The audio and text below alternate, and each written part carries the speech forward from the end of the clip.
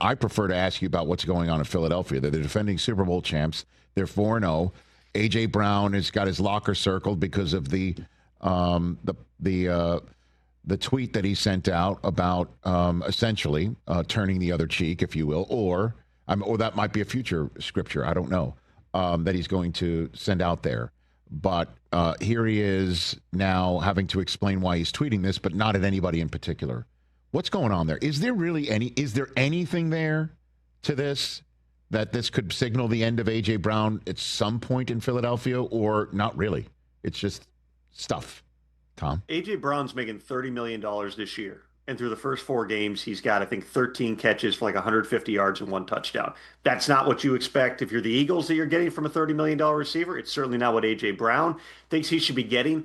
But he is such a tone setter for this team, Rich. And even if he's not having the productivity, the other things that he brings to the table, the way defenses have to account for him, the way that he can block, those are all things that the Eagles really value. And if you're trying to make a run, trading away one of your best players doesn't make a great deal of sense. You remember we were talking about A.J. Brown last year in the middle of the season. Why is he reading a book on the sideline? He obviously wanted to find the inner excellence. Wasn't that the book that he was reading on the sideline there? Yes, sir. But it also was kind of this not all that subtly coded message that like, hey, I got all the time in the world to go read. And then eventually he started getting the ball and the book became part of the gag. I take a similar type of a reaction to this when I saw that Bible verse that he put out there, which was along the lines, and I'm paraphrasing here, Rich, I'm not a Bible verse expert, but it was along the lines of when things are going badly, don't make a scene, basically shrug your shoulders and walk away. I don't think that means he's walking away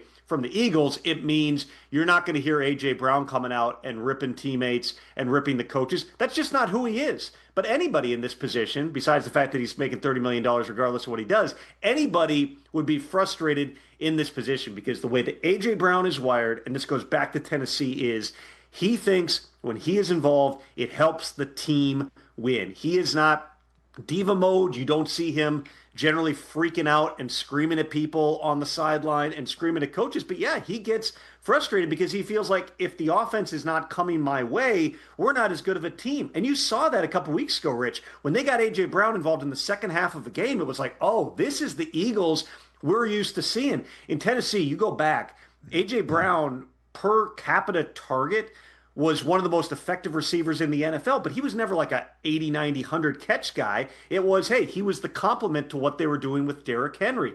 He eventually got into a place in Philadelphia where he became a higher volume type of guy, but you still felt him in those games in Tennessee. I don't know that you're feeling him as much if you're a defense right now, even though you're having to account for him.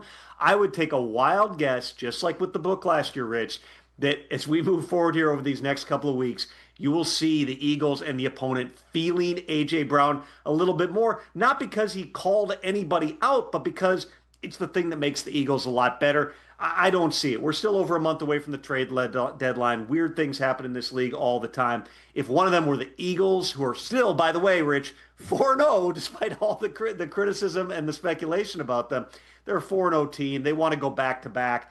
I'd really be surprised if that doesn't involve A.J. Brown. Hey, you made it all the way to the end. Thanks for that. Check us out every single day streaming live on Disney Plus and the ESPN app 12 to 3 Eastern.